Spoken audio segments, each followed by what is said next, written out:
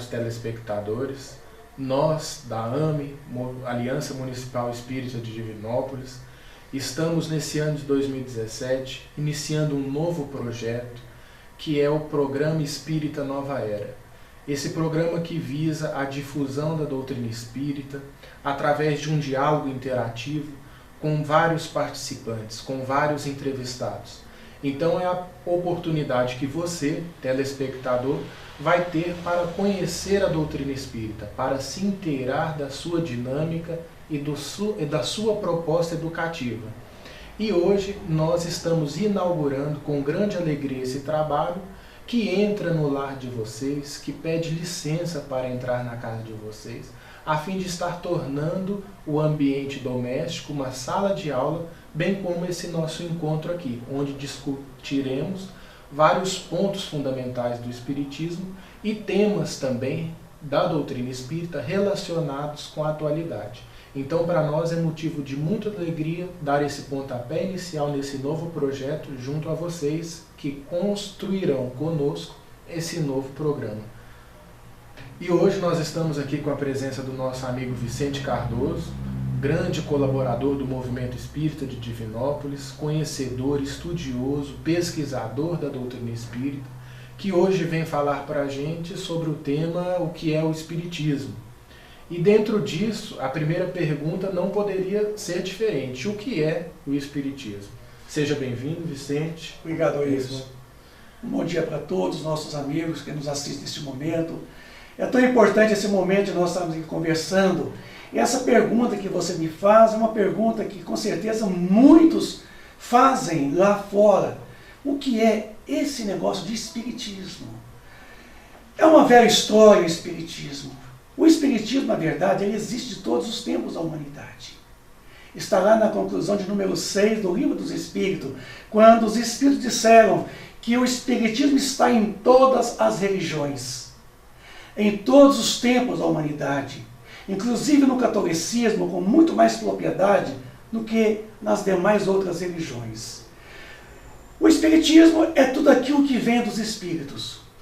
A palavra Espiritismo ela foi montada em cima de dois vocábulos, que é chamado Spirit e Ismo. O Ismo é um sufixo, que quer dizer oriundo. Exemplo, budismo, oriundo de Buda. Cristianismo, oriundo do Cristo. Espiritismo, oriundo dos Espíritos. Só que isso é tão velho quanto a humanidade.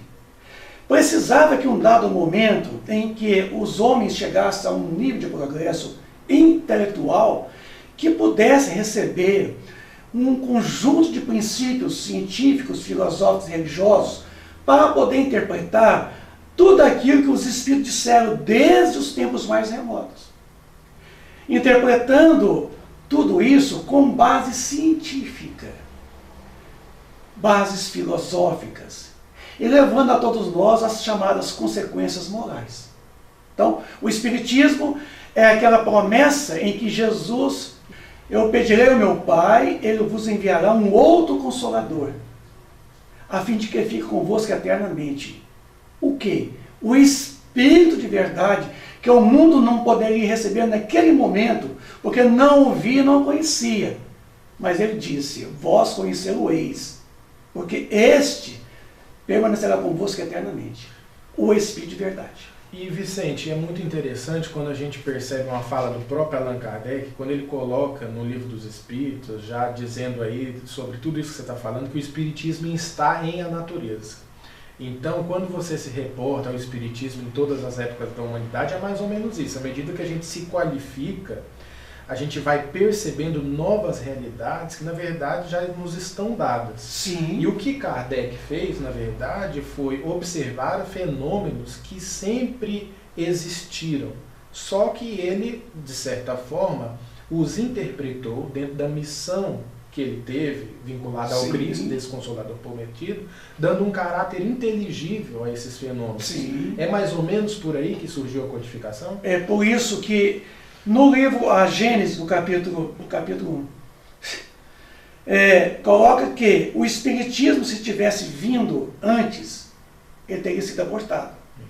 Precisou que a nossa maturidade intelectual, que a ciência dilatasse a tal ponto que nós tivéssemos a condição de poder interpretar com base racional. Foi por isso que os fenômenos precederam a doutrina.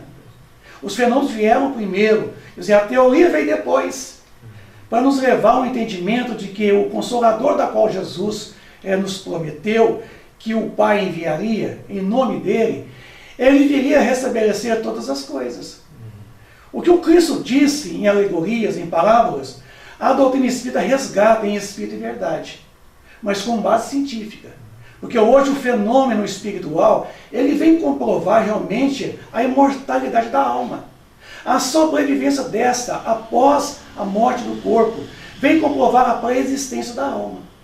E dentro desse caráter científico, a gente tem que colocar para os nossos telespectadores uma coisa muito importante, que foi justamente o contexto histórico em que a doutrina espírita surgiu. Porque se a gente for parar para analisar a Revolução Francesa, a efervescência do pensamento filosófico, científico, em que no dizer de um grande espírita, Herculano Pires, o espiritualismo se encontrava desmoralizado. Ou seja, às vezes a gente pode até nos questionar, não seria um momento impróprio para a doutrina espírita surgir, já que a religião estava em baixa, já que o espiritualismo estava em baixa? Por que a espiritualidade, esse projeto da providência divina, escolheu esse ambiente a fim de que o codificador pudesse estar atuando? Inclusive, Ives, a gente vai dizer que o próprio Leon Denis ele coloca que o espiritismo é o novo espiritualismo. José Herculano Pires, ele enfatiza que o espiritismo é o grande desconhecido. E a gente percebe que o espiritismo é o neo-espiritualismo. Quer dizer, esse espiritualismo novo, que vem agora comprovar de forma incontestável as leis divinas. Porque o principal objetivo do espiritismo é a revelação das leis divinas. Mas a sua finalidade é a transformação do homem e de toda a humanidade. Com isso, a doutrina vem para restabelecer toda a verdade que o Cristo inseriu em todo o seu legado, a Boa Nova. Que, de uma forma, se não ficou inteligível, ficou mal entendido. A doutrina, então, como sendo a terceira revelação, ela vem resgatar esse princípio do cristianismo vivo da Palestina, lá há 2000 anos, em espírito e verdade. Tirando todo o aspecto místico, sobrenatural, daquilo que o velho espiritualismo lançou como anátema em cima da proposta do espiritualismo, para dificultar a espiritualização do ser humano, evitar a busca da nossa espiritualidade.